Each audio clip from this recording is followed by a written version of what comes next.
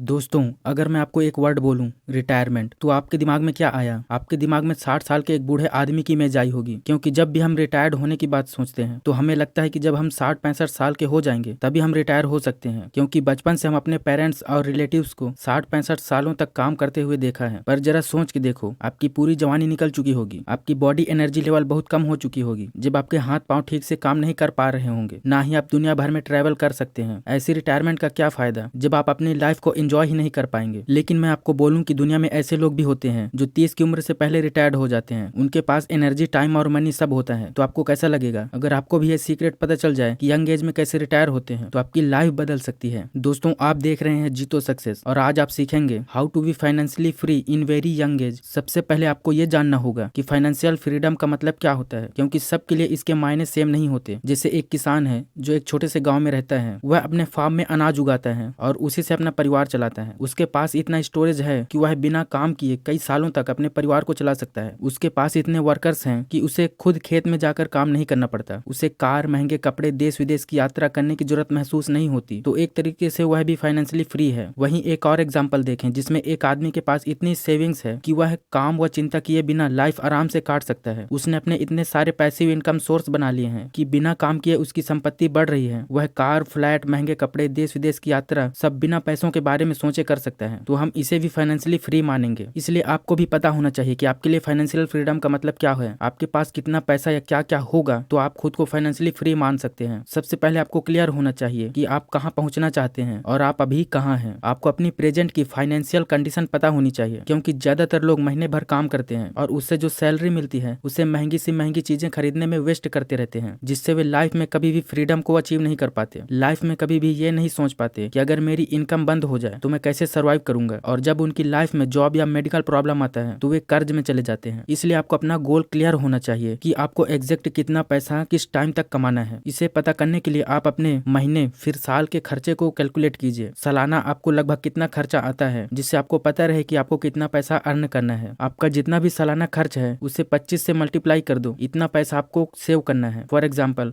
आपके एक साल का खर्चा यदि 4 लाख रुपए है तो आपको फाइनेंशियली फ्री होने के लिए कम से कम 1 करोड़ सेव करना होगा। आपको पता चल गया है कि कहाँ पहुंचना है। अब आपको पता करना है कि आज आप कहाँ हैं। इसे पता करने के लिए आपको अपना नेटवर्थ पता होना चाहिए। आप कितना पैसा कमा रहे हैं, आप पर कितना कर्ज है, आपकी सेविंग्स कितनी है, आपको अपने इन्वेस्टमेंट से कितना रिटर्न मिल रहा है। अपने कैश फ्लो का हिसाब रखो और देखो कि आपके पास कितने एसेट्स और लाइबिलिटीज हैं। एसेट्स वे चीजें हैं जिनसे आपको पैसा मिलता है, जबकि लाइबिलिटीज आपके खर्चों को बढ़ाता है। जब ये सब आपको पता चल जाता है तो आपको सबसे पहले अपने फालतू के खर्चों को कम करना है, महंगे शौक नहीं रखना है और अपने कर्ज को जल्द से जल्द खत्म करना है। उसके बाद एसेट्स और पैसिव इनकम को बढ़ाना है, पैसों को सेव करना है, फिर उन्हें ऐसी जगहों पर इन्वेस्ट करना है जहां से फिर से पैसे आए। अपने मंथली खर्च को निकालो और इसे 6 से गुणा करो। इतना पैसा आपके पास कैश में सेव होना चाहिए। इसे आपको कुछ भी नहीं करना है, यह पैसा आपको इमरजेंसी के लिए रखना है। अपने फालतू खर्चों को कंट्रोल करने के लिए खुद से सवाल करो कि आप जो भी खरीद रहे हो वह आपके लिए कितना जरूरी है। क्या इसे खरीदने के लिए आपके पास पूरे पैसे हैं? अमेरिकन रैपर और एंटरप्रेन्योर जे जेड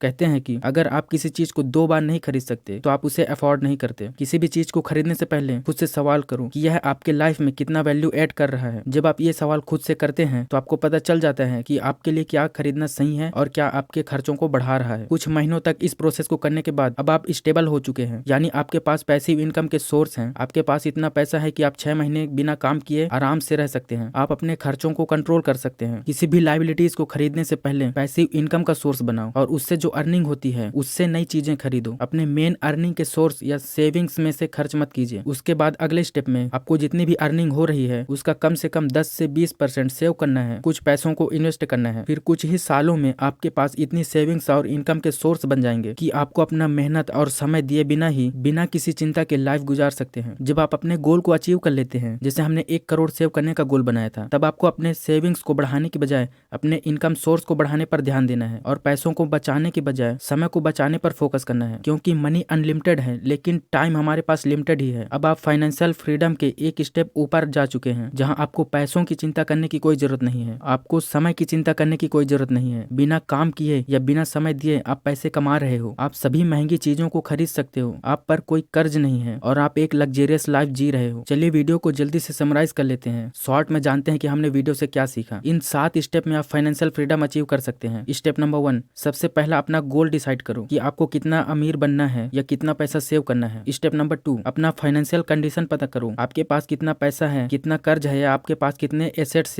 और लाइबिलिटीज है। स्टेप नंबर 3, अपने खर्चों को कम करो, कर्ज खत्म करो और नए साइड इनकम जनरेट करो। स्टेप नंबर 4, अपने मंथली खर्च का 6 गुना सेव करो और अपने अर्निंग का 10 से 20% सेव करते जाओ। स्टेप नंबर 5, जो एक्स्ट्रा सेविंग्स हैं इन पैसों को इन्वेस्ट करो और पैसिव इनकम जनरेट करो। स्टेप नंबर 6, स्टेप नंबर 5 को तब तक दोहराते रहो जब तक आप अपना फाइनेंशियल गोल अचीव नहीं कर लेते। स्टेप नंबर 7, अब आप फाइनेंशियली फ्री हो चुके हैं, आपके पास पैसा, समय और एसेट्स हैं जो आपको और भी रिच बना रहे हैं। वीडियो समझ आ गया या अच्छा लगा तो अभी लाइक करें और अगर नहीं समझ आया तो दोबारा देखें। और इसी प्रकार की financial knowledge, self help videos के लिए इस चैनल को अभी सब्सक्राइब करें। वीडियो को पूरा देखने के लिए आपका बहुत बहुत धन्यवाद।